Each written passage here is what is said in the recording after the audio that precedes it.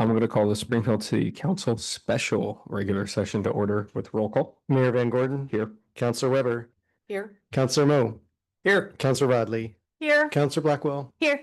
Counselor Doyle. Here. And Counselor Stout. Here, thank you. There is one time designated for public testimony this evening under public hearings. If you are attending in person, please complete the request to speak card located in front of the council chambers and turn it into the city recorder. If you're joining us online with a tablet, smartphone, or computer and wish to speak during those times, please use the raise hand feature in Zoom. The order of public testimonies is as follows. Anyone who has raised, any person in the council chambers, and then anyone who has raised their hand on Zoom. First item, please. First item is Fire and Life Safety Special Operating Levy Renewal. Nathan Bell is here for this item.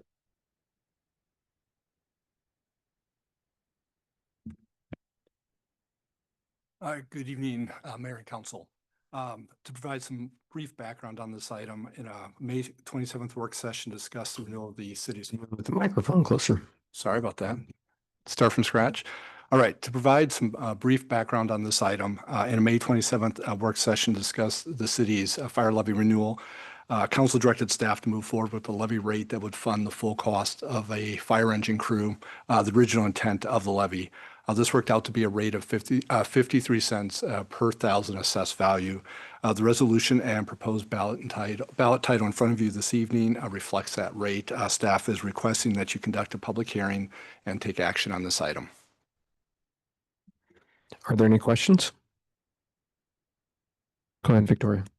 Is this a time for questions or comments, or do we wait till later? If you have clarifying questions for Nate, then otherwise you can wait until after the public hearing. All right.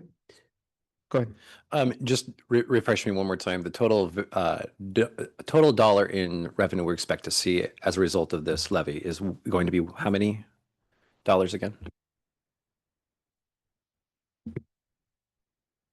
Let's see.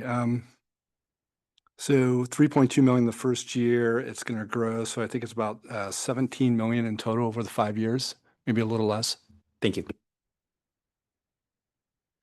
All right. I'm going to open the public hearing. I don't have any cards. No hands for this item. All right. I'm going to close the public hearing and then we can discuss the item. Counselor Doyle.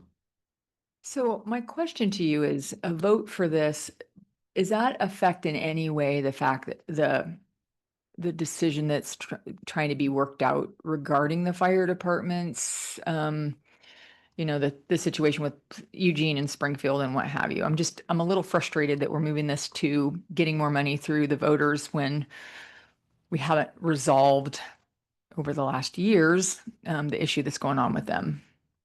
Yeah, so, and I'm going to look to Nancy as well, but this is on its own path independent of the governance conversation.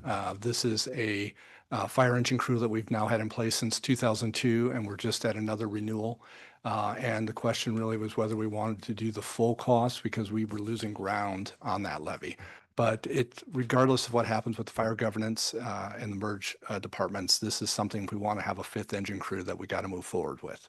I don't know if you want to add to that. I would. Thank you for the question, Councilor Doyle. Regarding the governance structure of the fire department, you're correct that, you know, there are still details to be worked out among our two councils, both Springfield and Eugene. This particular levy is separate from that discussion in that, irrespective of the outcome of that conversation, it is still funding a portion of Springfield's fire coverage that is needed and necessary and would continue to operate in whatever governance structure may be selected. It's still an essential service that is be funding. So really the question at hand before council this evening is to try to recover it through the levy process, the actual costs of providing that service. Any other questions or comments? No. I move to adopt a resolution referring to the voters of the city a ballot measure authorizing a 5-year local option levy for fire and life safety services in the amount of 53 cents per 1,000 assessed value beginning fiscal year 2026-2027. Second. Will, could you call the vote, please? Yes, Counselor Weber, Yes. Counselor Mo, Yes. Counselor Rodley, Yes. Counselor Blackwell, Yes. Counselor Doyle, Yes. and Counselor Stout. Yes, thank you. Motion passes, 6 yeses, 0 nos. Next item, please. Next item is a jurisdictional surrender of portions of Laura Street and Menlo Loop to the city of Springfield. Stan Petroff is here for this item. Hello, councilors, mayor, Stan Petrov, city engineer here. This is a request to initiate resolution or request surrender of jurisdictional portions of Laura and Menlo Loop. This comes as the final action of an IGA with Lane County that was authorized in January of 2022. We currently have projects going on in both Laura Street. Laura Street is being run by the county and paid for by the county, and we have our bond project on Aspen and Menlo. So upon completion of those and completion of the annexation of those streets, we're asking to take jurisdictional ownership of the streets and basically take on the long-term maintenance of those streets. Lane County is on board with this. They will need to go to their commissioners to get approval, but they're on board with transferring over to us. One thing to note is that you don't see Aspen Street here because it's a local access road. So the county doesn't really maintain those access roads. They're up to the homeowners that are abut those streets to pay for it. So that's the reason why you don't see Aspen in here. That might have been a question of why you see it in the IGA, but not in the jurisdictional transfer. So therefore, staff recommends council approval of the resolution requesting that Lane County surrender jurisdiction of those portions of Laura Street and Menlo Loop to the city. With that, I can take questions. Are there any questions? Counselor Doyle. Sorry, I'm going to be the question answer today. So is there a lot of, I know why we don't do local access roads because the maintenance would be ridiculous, but is there going to be a lot of maintenance costs to taking over these roads, or are they built to city standards or to standard?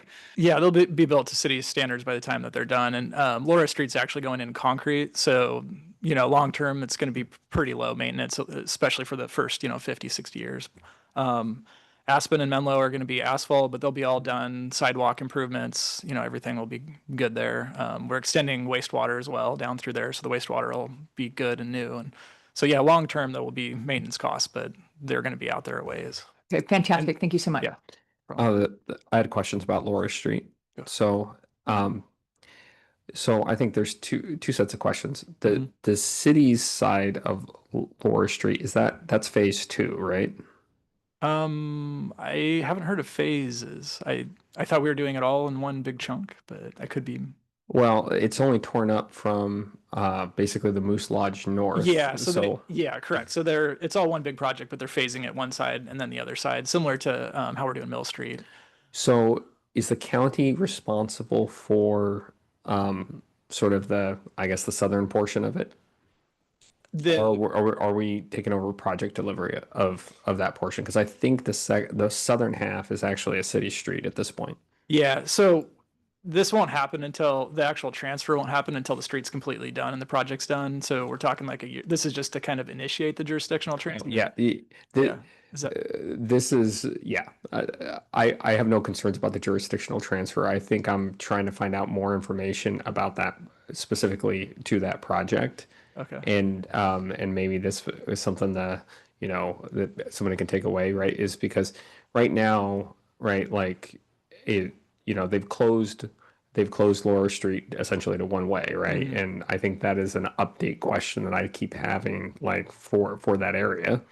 And then the second portion that I've got questions about is if the county didn't do a great job communicating the north side of it, right? That by far is the easier side of it because all that industrial traffic doesn't come in that side. Mm-hmm. It's the south side portion of it. And so I'm asking for, I guess, an update on, timelines for how long the project's going to be.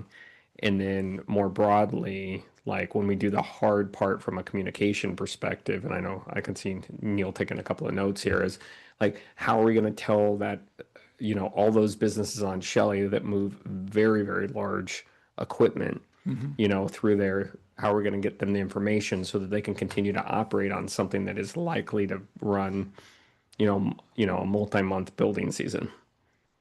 Gotcha. So you're just more of the scheduling of the project, when that's going to happen, and then how the notification is going to happen. And in my experience, a lot of the bigger driveways, they end up figuring out a way to keep them moving all the time. They'll do like half the driveway, and then, with traffic coming in and out on the other side, and they'll do the other half. So that's my guess, is they've already worked through a lot of that staging, but I can look into that and get back to you. Yeah, and I think, Neil, the concern I've got is that everybody out there was surprised Mhm. when it got shut down going one way on the county side, right? So it would be much more challenging economically, right, if they get surprised on, I guess phase two. I just added phases to the project apparently, No. and nobody, We can look into the communication plan for the next step and get a memo to council. that would be great. Thank you.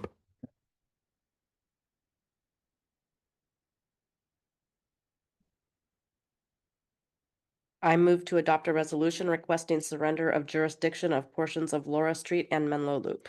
Second. Could you call the vote, please? Counselor Weber, Yes. Counselor Mo, Yes. Counselor Rodley, Yes. Counselor Blackwell, Yes. Counselor Doyle, Aye. and Counselor Stout. Yes, thank you. Motion passes, 6 yeses, 0 nos. Next item, please. Any business from the city council? Any announcements that people have? Counselor Stout. I just want to thank the police department for being great to accompany a group of marchers from St. Mary's to St. Alice Catholic Church. Your service is very much appreciated. Any business from the city manager? No business, thank you. And we have business from the city attorney. Mayor and council, tonight, you're asked to authorize the city manager to sign the contract for prosecution service with Leahy Cox. And this is a 4-year term for prosecution of criminal violations and misdemeanors in the Springfield Municipal Court for a 4-year term ending in the end of fiscal year 29. The city attorney's office manages this contract. I'm obviously here for Mary Bridget tonight. And our office issued a request for proposal for municipal court prosecution services back in the end of March. And one of the reasons for that is just to it's a best practice to sort of regularly or semi-regularly put out a request for proposals, just to make sure that the services that we're getting are consistent with what the market could provide and that we're getting a good value. Leahy Cox was the only respondent to that RFP, although it was advertised pretty broadly in the state. And that response was reviewed and evaluated. And Leahy Cox obviously meets the minimum qualifications in that RFP for providing service. Subsequently, they negotiated a new 4-year contract that has a no increase in costs for the upcoming fiscal year, and then a 2% increase after that per year for 4 years. And then additionally, we negotiated an hourly rate of $150 for any add-on services. For example, weapons red flag hearings were something that was not anticipated at the time of the prior contract, but is something that the prosecutor's office has been providing. And so I think this is a good package for you to approve, and I'm happy to answer any questions. Are there any questions? Counselor Doyle. Sorry, I tried to do my homework. There were some concerns I know that we talked about with an attorney that we were contracting with, and I thought it was the district attorney. Am I mistaken in that? That I know that there were some concerns brought up about the person being available when we needed them. Is this a totally different thing? Am I thinking of? I'm not aware of concerns about the city prosecutor, other than there were negotiations previously about whether the city prosecutor would cover hearings, extra court processes like the red flag hearings. And so this guarantees that they'll be available for those in exchange for hourly compensation. Otherwise, I'm not party to those details. I'd have to have Mary Bridget get back to you. Okay, yeah, because it was something that Councilor Pictionary had brought up, and we had an entire conversation about some of the absences and things that were having to be covered. And I'm just not sure if it was district attorney or if it was more on the local stuff. So the district attorney is funded by the state. That's through Lane Okay. County District Attorney's Office. We don't have any agreement or contract with them.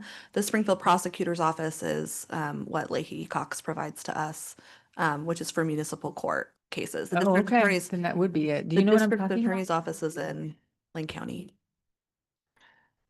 I believe that conversation that you're referring to may have been an executive session topic.